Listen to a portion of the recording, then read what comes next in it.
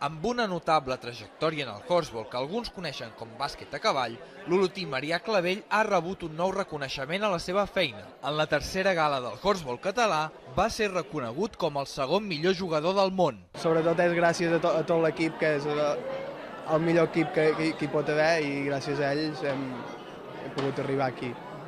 En poc temps, el horseball ha estat un esport amb molt poc coneixement per part de la població que ha evolucionat cap a un esport una mica menys minoritari i més competitiu.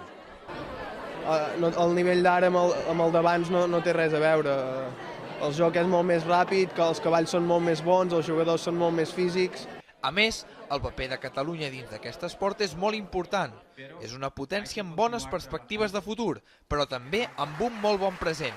Obviamente que hubo un trabajo muy grande por detrás, que ya viene a más de 10 años y en realidad es la única potencia que existe en nuestros días que ha ganado a los franceses, que son la nación que domina el deporte a nivel mundial.